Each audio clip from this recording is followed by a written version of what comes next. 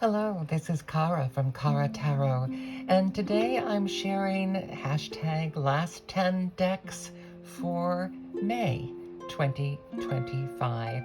As I said, I've been having kind of a spree this year. I may not have, if you haven't watched a lot of my videos, you wouldn't know. I went with only a maximum of 3 decks up until only about 3 years ago.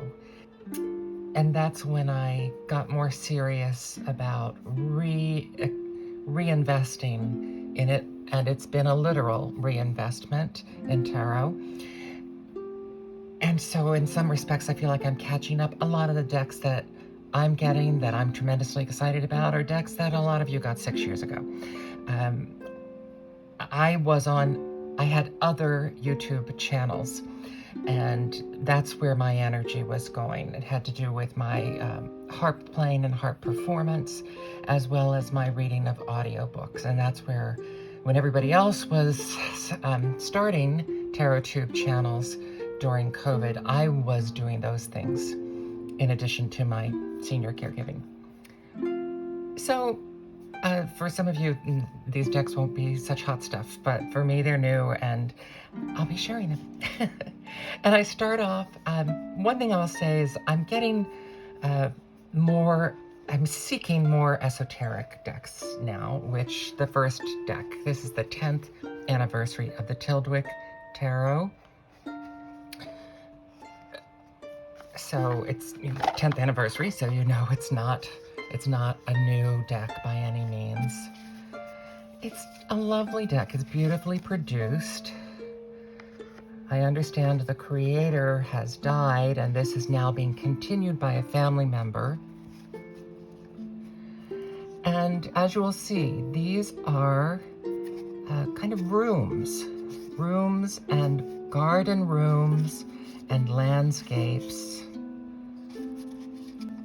that evoke the idea of the traditional Rider-Waite-Smith cards. This is the kind of thing that I don't know how often I would use this with someone I was reading for, but for me, this is something that I could just sit with and explore on those times when I'm doing a more meditative reading for myself. This would really hit the spot. They are kind of dark for those of us, including myself, with some vision issues. I've worn glasses since I was 7. They might require a magnifying glass, and indeed, I have pulled out a magnifying glass to keep near this deck because the details are sepia toned and etched.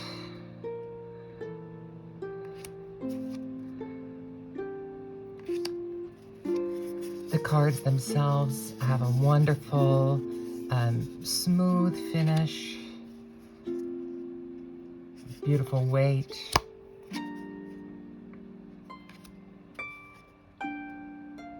Oh, and I want to mention that if you hadn't seen this deck before and you're interested in seeing more and spending more time with it, Tammy Pie has created what she's calling a deep dive on the deck, where she really spends a lot of time with each card, talking through the symbols that are there in the card. It's kind of a pictorial guide. I have to admit I didn't watch all of it, but I will say what I did watch was more about a visual guide through each card, not so much of an esoteric guide, but maybe she got to that later in the series.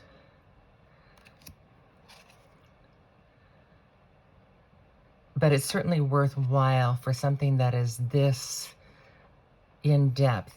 These are definitely the kind of cards you could use for path work, where you just step through the frame and step into that room.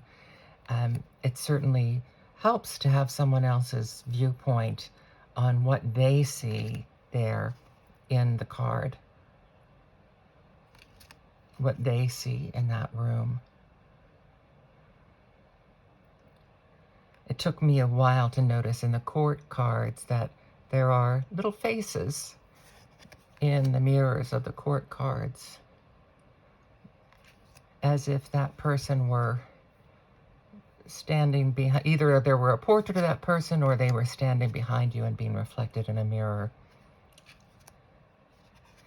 And it is somewhat color-coded.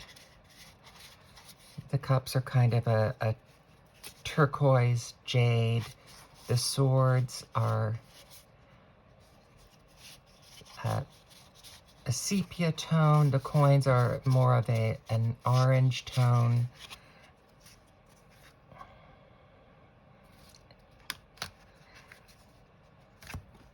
I think they're incredibly beautiful, and it's the kind of deck that you can spend years and years with and just continue to grow deeper and deeper.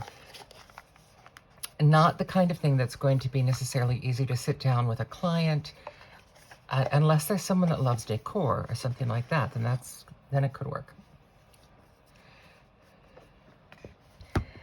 My second is the Shakespeare Tarot. And it's an incredibly unusual deck. I have an acting background, including having studied Shakespeare and performed Shakespeare and classics. That's where my love was, although I tended to get cast more in modern plays when I was younger and working a lot. This is the book, the companion book that goes with this deck. It is chock full of references to the plays,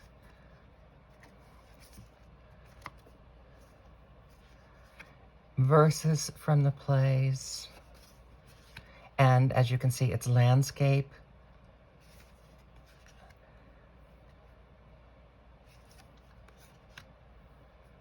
Falstaff as the emperor. Shakespeare as the Hierophant.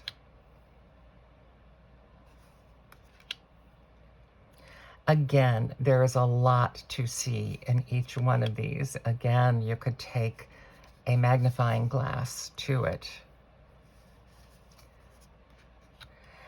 It is very much rich in references to various plays and productions.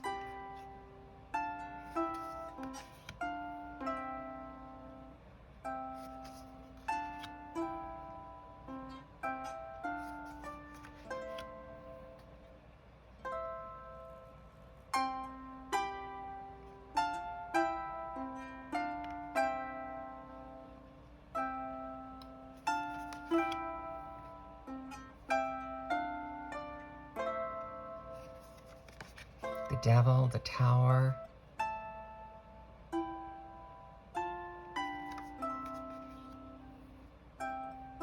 the Star, Cordelia,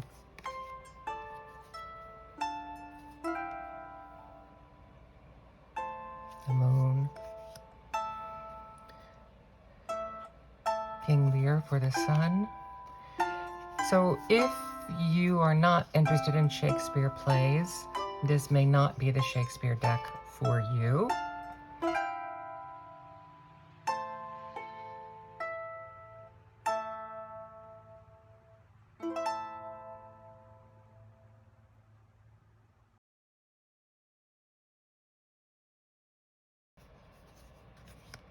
So the wands are kind of trees, but then they are also recorders here. And they are shepherd's hooks here. So there's a variety. There are birch trees here. More birch trees. Pillars of the Colosseum. Knives. Tree again. So all of these are candles, different representations of the staves. Again, it's a wonderful feel of this deck. I was looking to see I'm absolutely blanking on the person, the company that makes it. It'll come to me when I'm done with the video. Because that's the way these things happen. Oh, Titus Andronicus. Titus Andronicus. So the swords. Different kinds of knives and swords. If you are someone who really only knows one or two Shakespeare plays, The Twelfth Night and Romeo and Juliet, this could be a tremendous resource for delving more into the plays and getting to have a deeper knowledge of them. Or it could be something that's just a bridge too far and not a place you want to go. As I said, for me, having studied and performed in many of them, it is not a bridge too far for me. It is a place I want to go, and I would love to get to the point of being able to read with these, because I just think there's an incredible amount to be had here that is relevant to me in a personal way. So collage deck, as you can see, beautifully in depth.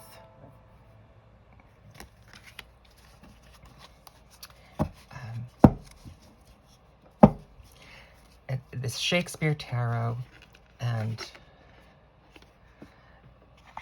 Welkin Tarot, I think that's the name of the company. Welkin. I'll find it and put it down below. And then the book is, as I recall, the book was separate, but because this is going to be a study deck for me when that time rolls around, that I am really going to delve into this, I know I want the book. There are just some decks that are more study decks than play decks until I've worked through the studying aspect of them. So after those two rather meditative and rather deep decks, the Wandering Star. I had seen this a couple times and I wasn't sure. There is a universe inside you. Lovely box. And then it's definitely, it's not a style that I have much of. And when I realized that they had little keywords around them, I'm not always fond of keywords, but the way that they're incorporated so inventively, three of my favorite cards, the 9, the 8, a beekeeper for the 8, and the 7.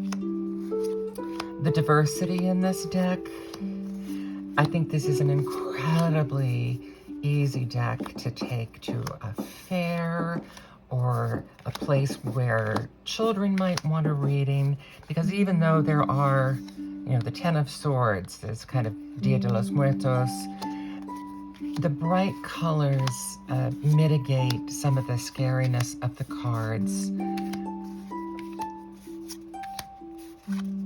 Even though that depth is all there, which is, so it's not shortchanging anything by the sweetness of the illustrations.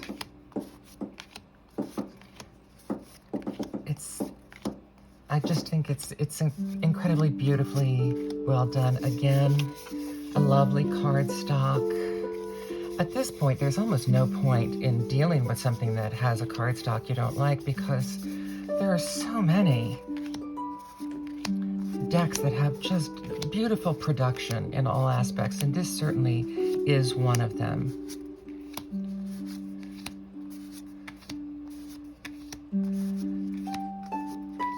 And for someone like me that has historical decks and has a lot of classically inspired and classical collage decks, to have something like this that is bright and modern, diversity is a must in a modern deck for me, and because that's modern life. And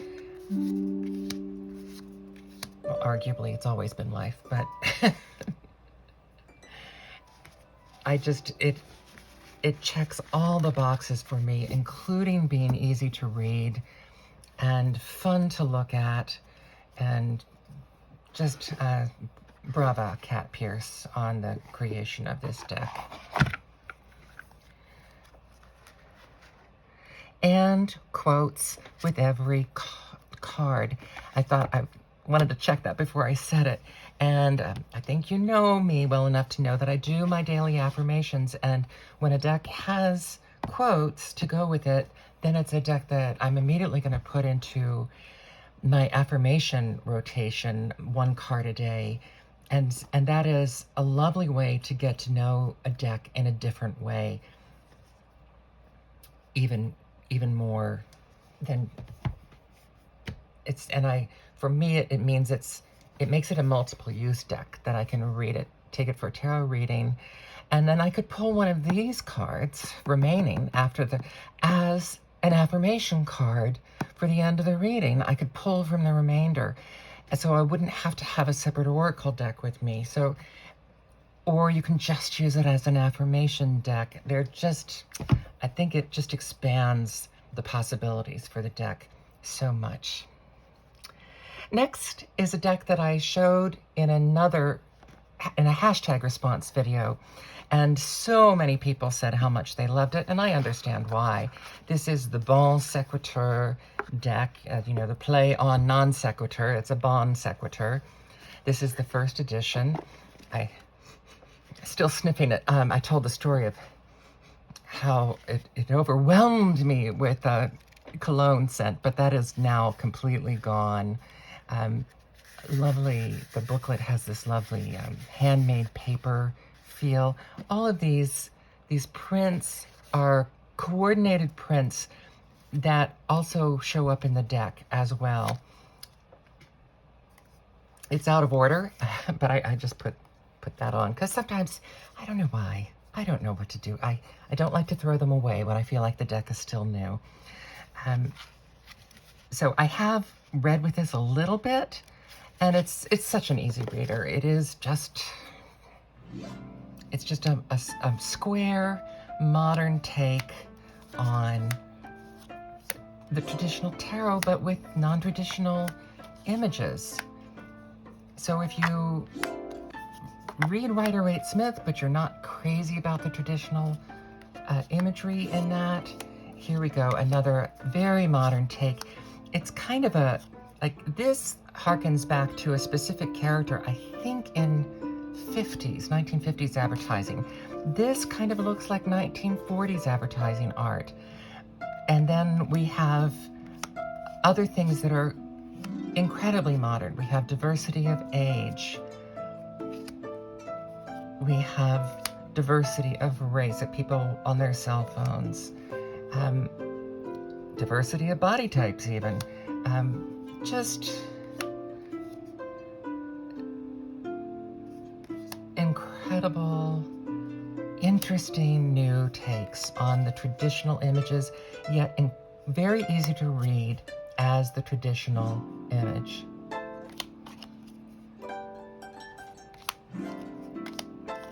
The Fool, I do really like this Fool. The square shape means that for me, I like to do a spread that Marilyn of Tarot Clarity does, which is a 9-card spread, then with an additional row and a final card. And this square shape means that this is a great deck to use for that because they are smaller sized by being square. They're a little bit wider than a normal card, I think, but shorter because they're square. Love that Death card.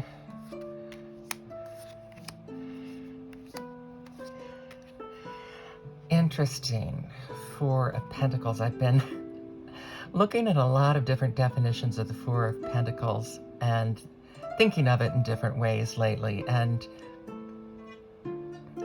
this now emphasizes the weight of holding on. to everything so much, and what of a burden that can be, which is another slant to that card. I always look for the Nine of Pentacles, and there it is, lovely representation. Three of Wands, that is reminiscent of that classical painting of the explorer on a mountaintop looking out that is so often used in the Three of Wands, and yet this completely fresh take on that.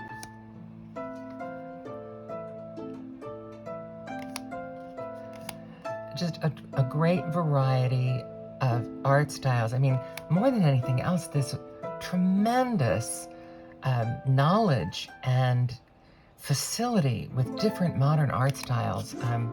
Really, credit goes to the artist, Zephyr Fotenhauer from Portland, Oregon. And this is a 2024 deck.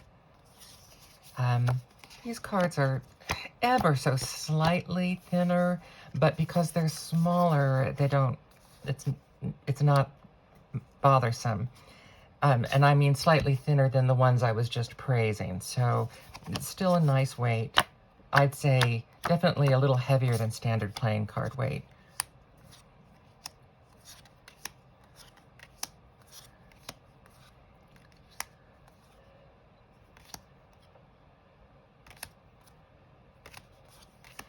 So this is the Bon Sequitur deck, and I think you can tell just from that flip through, incredibly easy to read with a traditional Rider-Waite-Smith system. Next, I have a deck that I have worked with some on my Instagram and on my channel a little bit. Tarot of the Enchanted Soul by Yasmin Westwood. It is a collage deck in a modern style. This is an image of one of the cards. This typifies what I don't like so much about this deck. Photographic faces, I've said before, are a problem for me. And there are photographic faces in this deck. However, they are not, it's not one of those decks where every card has one. They're definitely in the minority, so I can get over it with this deck. It has beautiful gilding on the cards, a larger size. You know I like larger decks. Let me see. The Tyldwick actually is a pretty standard size. So there you go. So definitely a larger deck. I do like large decks.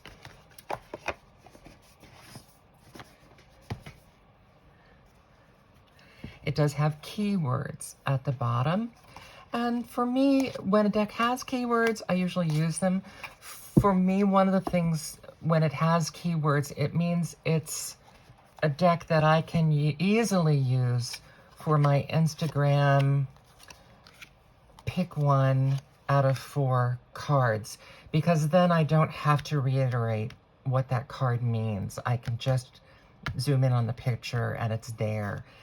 So that has a use for me, as well as I think it can, this is the kind of deck, again, that would be good to take out to a party or to a fair. So I don't have trouble with people looking at the keywords.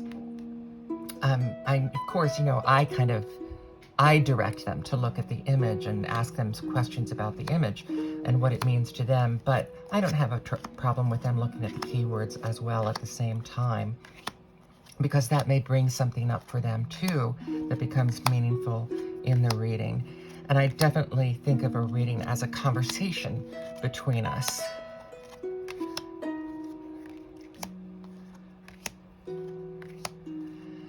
Beautiful images.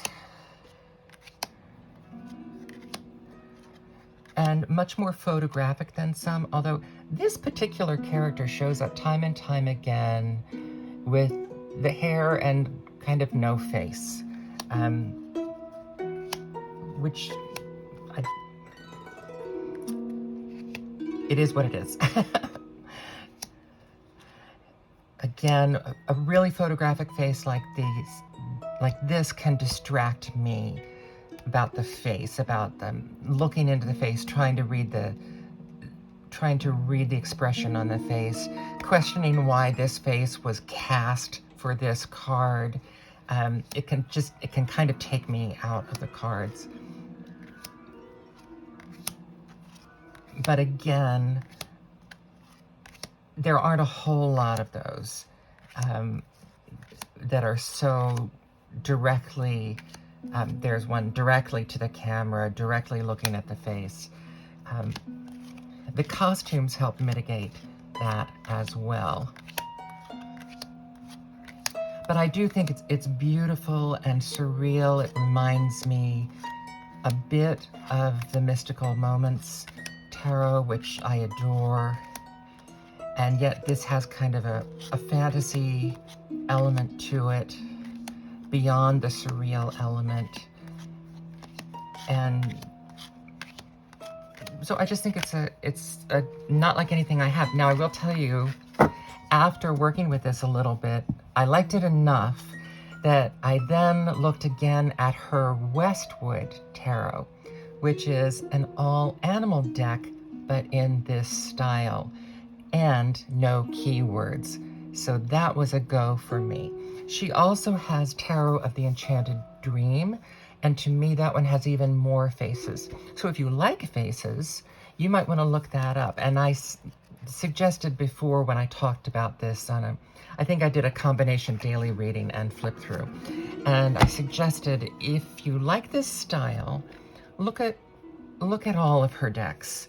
This is Tarot of the Enchanted Soul, Tarot of the Enchanted Dream, and the Westwood Tarot, and I think she has another one. The book is wonderful, lots of spreads, a great deal of thoughts about each card, color representations of the card. It's a lovely presentation overall. It's a red feather deck. The Enchanted Soul Tarot. Now I have one that may not be for everyone. The Dream Dust Shamanic Tarot. I got this from her Etsy store, and she's lovely. I had some conversations with her through Messenger.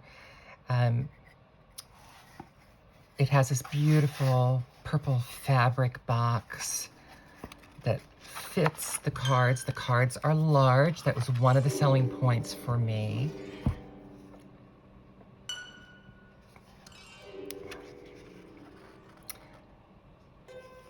Not too much on each card, but enough to get her ideas of the cards and keywords. And it's important to have that at some point in working with them. You'll really want to dive into her vision of the cards, because this is all modern art. Now, I grew up, my uncle adored modern art. It's never been really my cup of tea to have on my walls. My uncle adored it. He also adored modern music.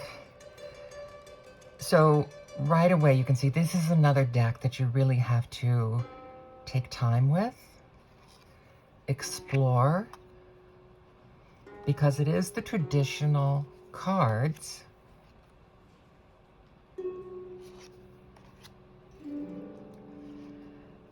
But aside from, she does have, again, she has keywords here.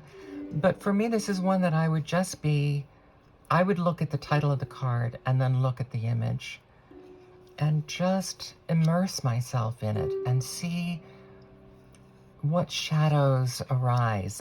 There's a Shakespearean line about shadows, and I can't remember it right now. If you're a Shakespeare person and you know what I'm talking about, what shadows arise before us, or something like that.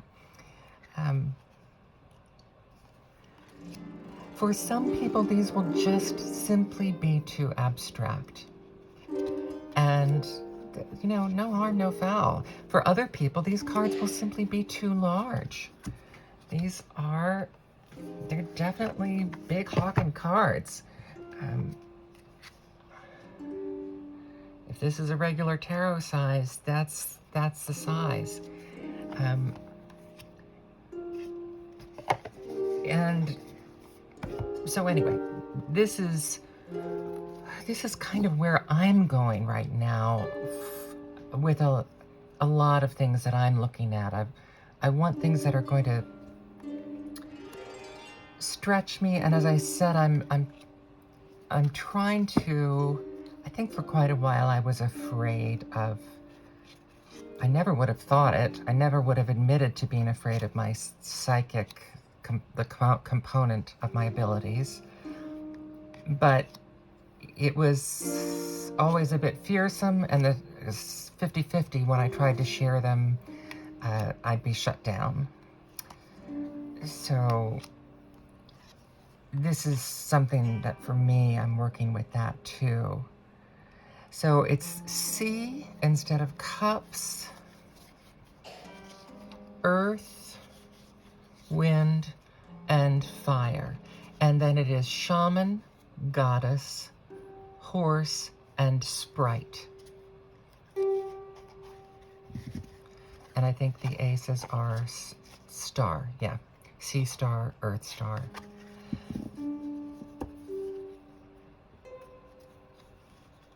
So as I said, not for everyone, but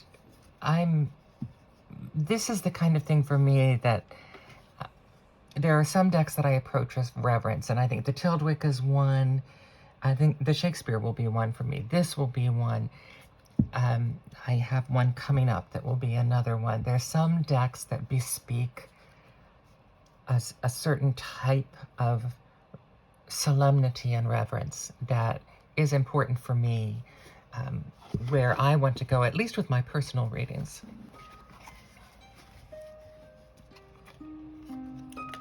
For a total change of pace, the Craft Felt Tarot. I know a lot of you have seen this. I've seen several walkthroughs of this. I won't have to spend a lot of time in it. It just kept calling. There is another felt deck out now, and this one to me spoke much louder to me. I love the photography is done so that you really can see the 3D effect on the cards. It's just, this is one that I have worked with a little bit. Is it still in order? Oh, it's still in order.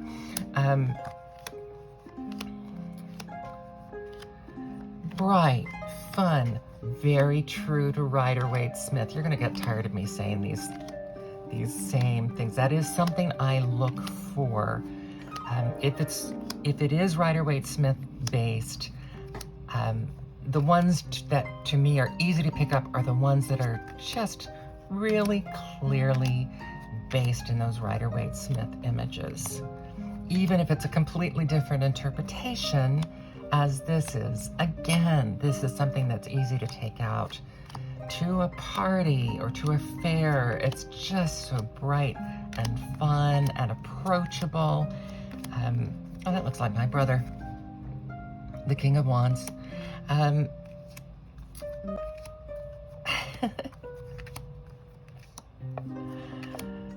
So I know people have done walkthroughs of this deck before, but even more so, this was the imagery that I preferred of the two decks that I'd seen that were done with felt. And hey, if you like the other one better, I don't care, that's you. You know, get that for you. You might use this as a springboard to look. If you think, oh wow, I like that because of the felt, go look at the other. This is called the Craft Felt Tarot. I think the other one is called the Felt Tarot. Go look at that too. See which one. The other one to me is a little, I think it's still very true to Rider-Waite-Smith, but I think it's a little busier in its, and these have a simplicity to the images. You know, bold chunks of color and just a simplicity that makes it graphically very strong. And I like that again with image issue, eyesight issues. But then for every card, instead of all of the meanings and everything, there's a haiku. So for the Four of Wands, stands on stable ground, support from all directions, milestones achieved. Just an incredible way of, an incredible exercise in interpreting the cards with this economy of language. That the wonderful thing about haiku is that within the economy of the language, it really lets your imagination blossom. It's the Knight of Wands there. Dazzling, wild blaze, impatient daredevil, lives for the moment.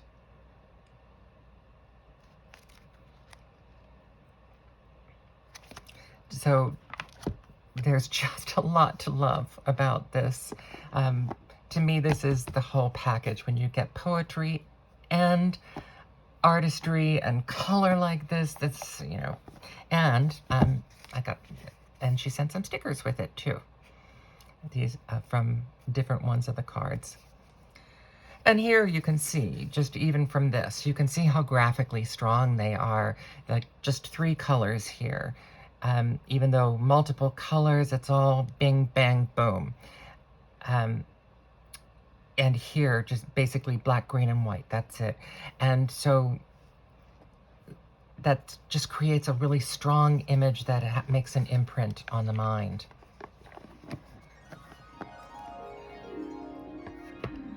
Next up is an older deck that by Red Wheel that I got because I already have, I really like the work of the creators, and Carolyn Smith and John Astrup. I have their Elemental Tarot, and I adore it, and I adore their artwork. And this is the Moon Oracle Tarot Maps. Saskia at Tarot Maps has a marvelous walkthrough of this deck. Not just that. She then went and did an additional one. Someone asked her, how do you actually work with the deck? And she did a wonderful explanation of how she works with this deck, because it's a deck in 3 parts. It has kind of oracle cards. Is it oracle?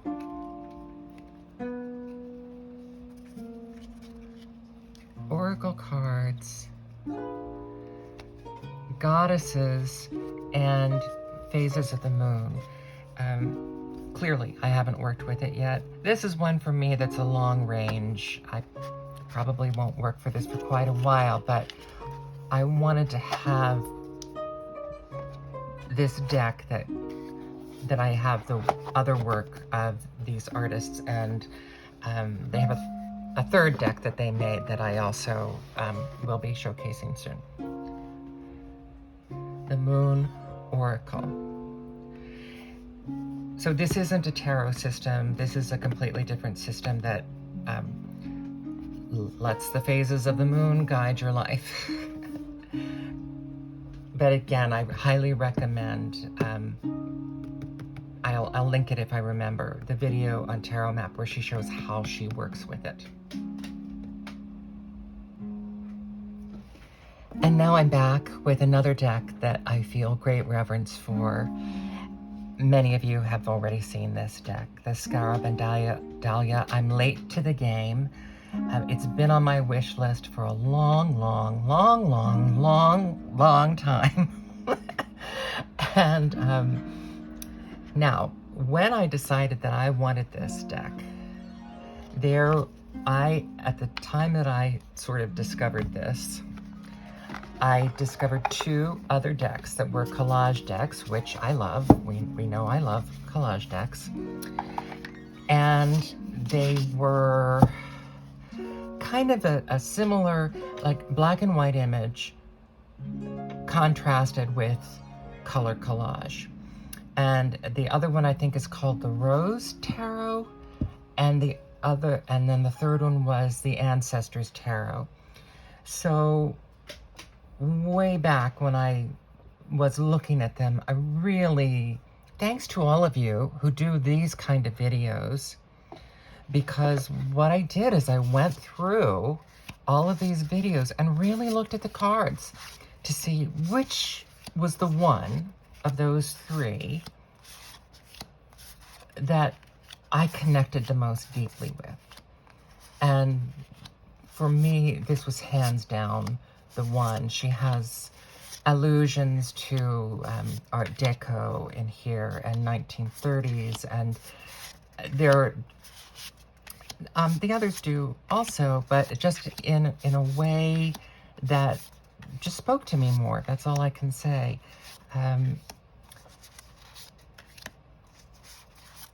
So then it kind of went on my wish list, and for a long, long time, and then she had an incredibly generous discount, and that I knew that was it, that was the time that for me to get it. And so I'm very grateful to, and she's darling, and every interaction I've had with her, she's a lovely, lovely person. Johanna Callahan Waldo, designed by Octavia Lukart Waldo. The combinations of the images and the colors, just, I knew this is the one for me. I often will see decks that there are 2 or 3 that are come out at about the same time that often have kind of a similar style, and I'm not enough of a collector to want everything. I want to find the one that's going to mean the most to me. And I have come to realize that for me, the decks that I do have that have this sort of combination of black and white imagery with color, it's also true for me with the peculiar pathways. It gives me just this kind of inner awe when I deal with them. Now you may have noticed, I have all the lovers in here. Other decks, for example, Tarot Volatile has a lot of different images for cards. With those, I just picked one that I liked, and that's the one I work with. But with her deck, Johanna has 4 different lovers cards and 2 different death cards. And I don't remember what it was that triggered me into thinking, with this particular deck, I want to use them all. And what I'm doing with the 4 different lovers cards is I am using them for romance, agape, lust, and affinity. I think that's what I'm using. I haven't worked with it enough to get that nailed down, because I just made that decision. And the death, there are 2 ways to interpret death. She has the happy dancing skeleton, and then she has the more mysterious Egyptomane kind of image. And I think it's easy to have both of those in the deck and to bring up different facets of the way we feel about death. Again, as I said, other decks I don't want to do that with, but this one I just wanted to use every single one of her images. It has, a wonderful book, planetary aspects. She clearly spent so much time thinking about this and thinking about her own tarot feelings and meanings that is just, it's easy to read without reading her book, because it is faithful enough to Rider-Waite-Smith to not use it. But this is one I do want to read the book and see all of that. Now, she also has, I think, for those of you who've gotten it, lovely presentation with a Scarab sticker, and then the beautiful Scarab stone, which I have not taken off of this, but I'll be taking that off and putting that with my very small collection of crystals. And then it also came with a lovely kind of seafoam green velvet ribbon. So just a lovely presentation from her, and as I said, lovely messages back and forth when I got this from her Etsy shop. And the 10th deck, last 10 decks, is an out-of-print deck that I got from Tarot Garden. It was new to me. Maybe it's, I don't know how recently they've been doing this, but they are now carrying some used out-of-print decks. And obviously I started with Shakespeare. So this is a very different kind of Shakespeare. It is a tarot deck. It is called the Shakespeare Oracle because of some copyright issues with probably this one. I don't know if that was the one or another deck that was called the Shakespeare Tarot. So it has, again, a really wonderful in-depth book. This is kind of different in that it kind of focuses on different characters a bit more, or not necessarily more, but it focuses on the character and then doesn't have all of the extraneous imagery and verses around it. So it's a little more straightforward. It's one of these that is broken up into 2 piles. This box made to look like wood. Now, yes, it's used. It's used and well loved. The box is torn, you know, but that was all mentioned up front. And the cards are in fantastic shape. I've done some readings with this because this one is much more accessible. That if you just wanted a Shakespeare-themed deck, and you can find it because it's out of print. Again, it's a pip deck, and it does have some quotes. Obviously, very different illustration style. So it gives you Lady of Coins, and then this is Mistress Page. Justice is Portia. So it does have those references, but if you didn't know the plays very well, you could still read these cards. The pen is mightier than the sword, so the pens, the quill pens, are the swords.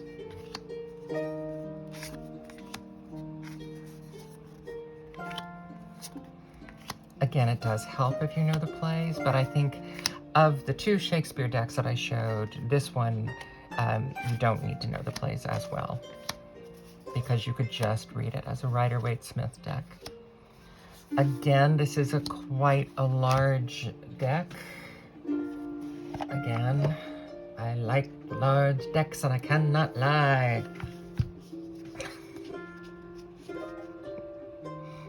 So, large deck. This one is a little wider.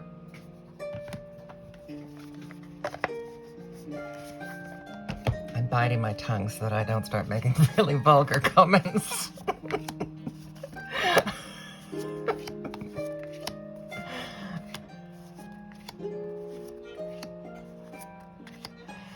So these bright, kind of, almost kind of freer, more childish images, almost kind of a tempera paint kind of image. And then definite pips.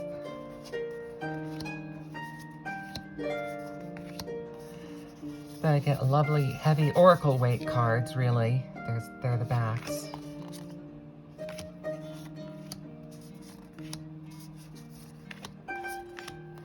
So I'm sorry this is out of print, but as I said, I got it there, and I have seen it elsewhere. I've seen it on eBay. I've seen it in a couple other places.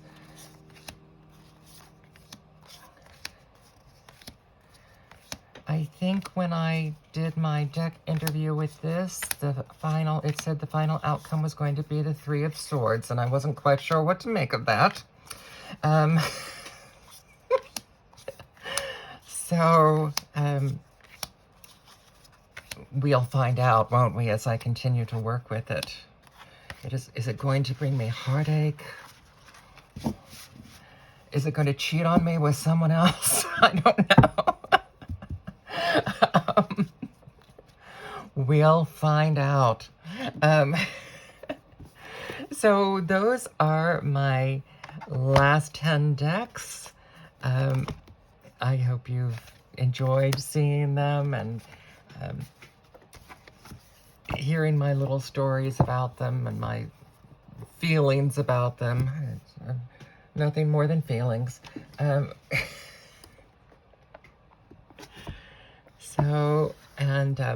I'm just going to keep doing last 10 decks as long as I keep amassing them.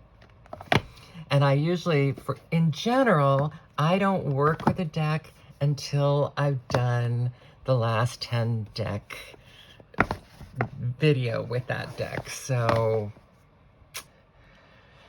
there we go. I hope you enjoyed it. Have a great day.